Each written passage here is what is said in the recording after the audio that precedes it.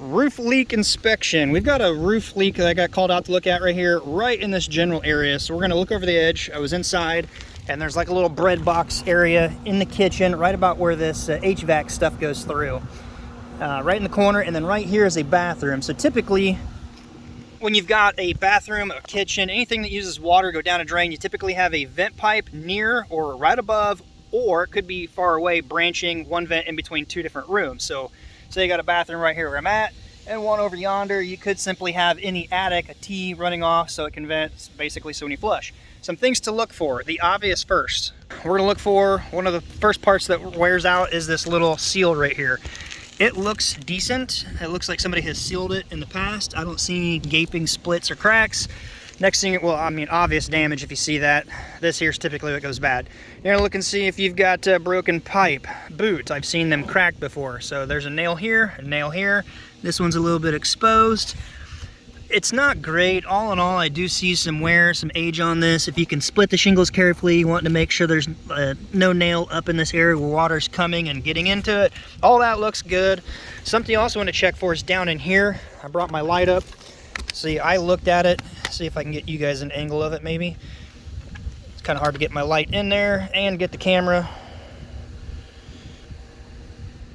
So it's hard to focus on here, but what I had seen is it goes down and then kind of tees off this direction, but there's a little condensation line coming in. What you want to make sure is there's no cracked pipe, nothing is loose right here. I've seen them disconnected, also seen them clogged. What was possibly concerning is if it was clogged down there, water might be coming in where the HVAC condensation line goes into, potentially if it's not sealed well. I don't believe even that's it. I just found something else. So you're gonna look in the area above it as well.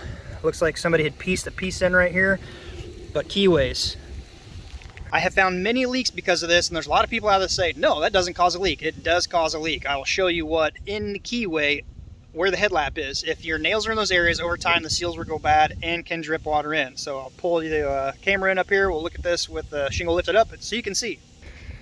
Not a lot of rain run off from above. There's a ridge cap right here running down. Just about a foot's worth, but right smack dab in this keyway here. Do you see that nail? You can see the dirty water trail. Maybe if I lift this one, it might be a little bit better. So you got a dirty water trail. I even see a little bit of a cracked shingle. That nail is starting to rust out. It looks like it's blown through the shingle mat. Well, at that point, any water running in here is now going right around that nail and dropping down. So to wrap up, it is extremely important to not have a roof that just looks good but functions good. Anyone can put a roof on and make it look decent from the ground. You want to make sure it's going to last. You want to make sure it's going to last way past the taillight warranty. You want to make sure it's going to last multi-years into the future. Let's face it, these roofing companies, shingle companies that say it's going to last 50 years or a limited lifetime, that's a bunch of BS. But you don't want it to leak in the first 5 to 10 years. These types of leaks don't leak right away. Take some time for that seal of the nail around the shingle, fiberglass, asphalt to break, to deteriorate, galvanization to wear off. It's just a coating. It will, then water will trickle down and through. You want to make sure the quality of the installers are doing good, making sure the nails are not in those areas. So quick little recap. Nail pattern.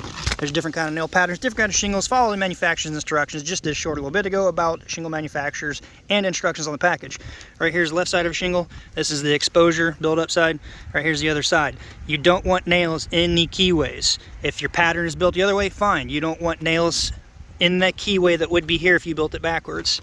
You want them evenly spaced. Read your manufacturer's packaging, make sure. But that's pretty important. You also want to make sure your offset's right. Nail placement is a big key to having a shingle last long, quality of the install last. Or you can get the cheap guy and you might regret it in a few years. Hopefully the video helps. Until next time, be safe. We'll see you on the next one. Give it a thumbs up too.